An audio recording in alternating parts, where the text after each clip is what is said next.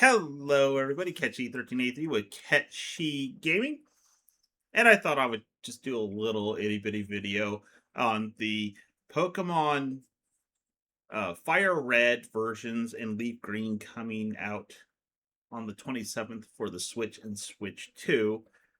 And I don't know how true this is. It might just be a handful of people, it might be a lot, but some people were not happy with the price of said games, and I took a gander at what they cost, and it costs quite a bit to actually get the physical versions of these games nowadays. I mean, back in 2019, 2020, I bought both Fire Red and Leaf Green, and they cost a pretty penny, but they've since tripled in price and sometimes even quadrupled. It's like people think they have gold on their hands. I mean, I guess in some cases there might be some in there, but that's irrelevant.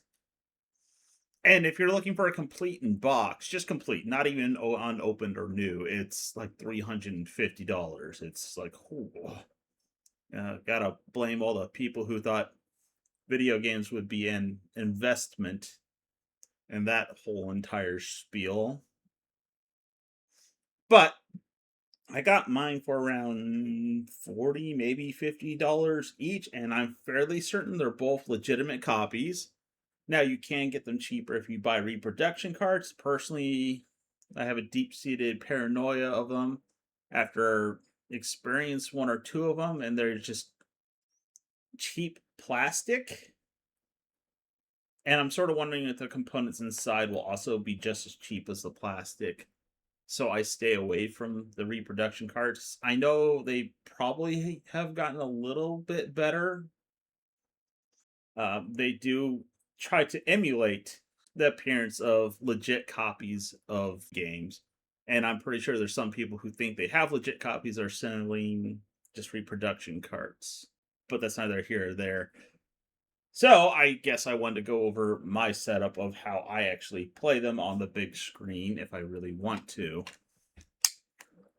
But before I get to that, so if you don't want to buy them on Switch 1 or 2 for whatever reason, because you don't have a Switch 1 or 2, and you do have some options, I guess the easiest one outside of emulation slash pirating is to buy an older handheld system, because if you don't have a Switch 1 or 2, it's going to cost you a pretty penny.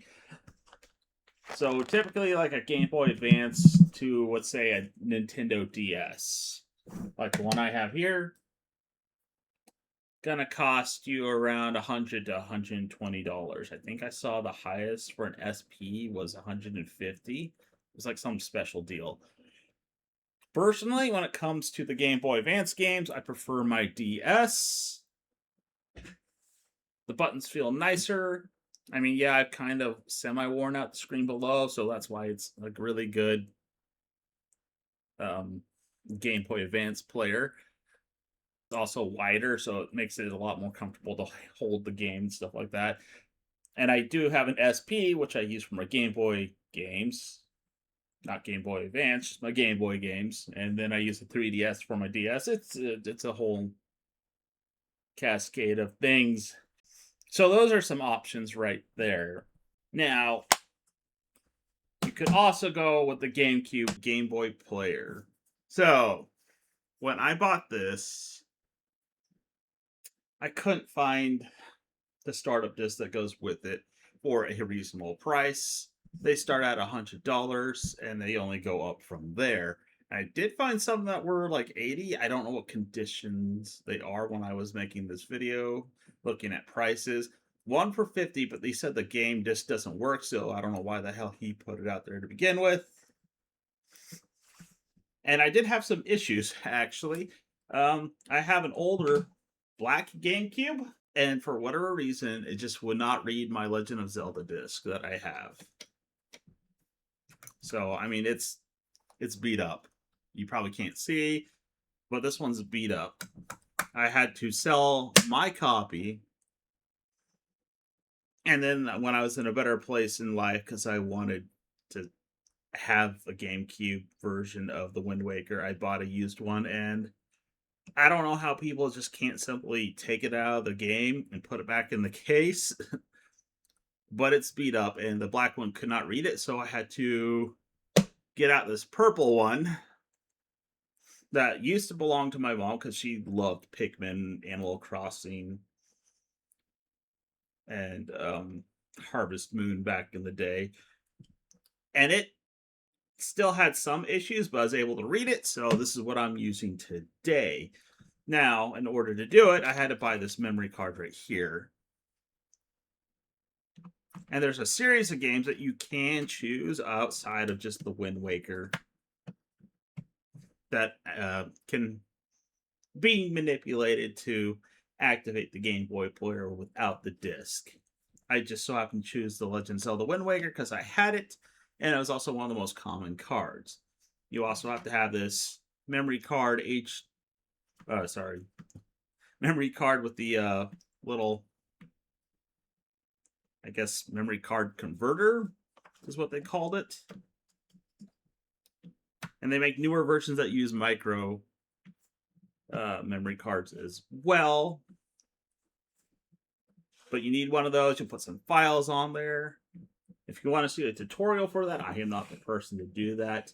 I would link to the website that I got it from, but YouTube does not like it when you link to the websites external to YouTube.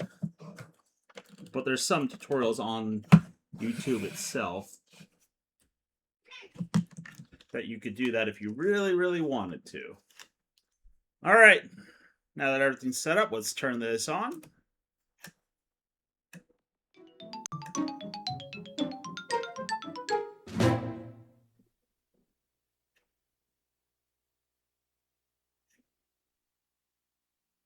Game will start. We'll see if it reads the disc. I've been having, I think I cleaned it thoroughly enough that I've eliminated some of the problems with it. I'll have to put it back in my black to test it. But we're gonna hit start. And it's gonna manipulate the system and stuff like that and go to this menu. We're just gonna do the first option. The other ones have their pros and cons. And we're in business.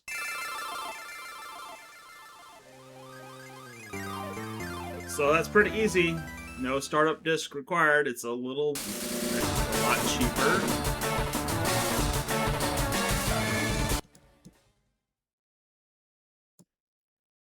To do it this way than to buy the disc if you can get your hands on the Game Boy player. And that's how I play my Game Boy Advance games. And then you see my file there, 137 hours. I have no idea how I've gotten that far or played that many hours. Something tells me I've walked away while it was still on, and that's why it's that high. But yeah, playing on the full screen. I guess those are options.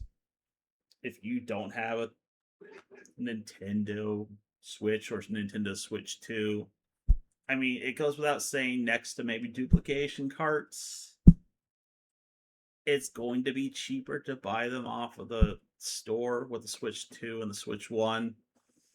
But if you're going to stick to some principles or something like that, these are your options.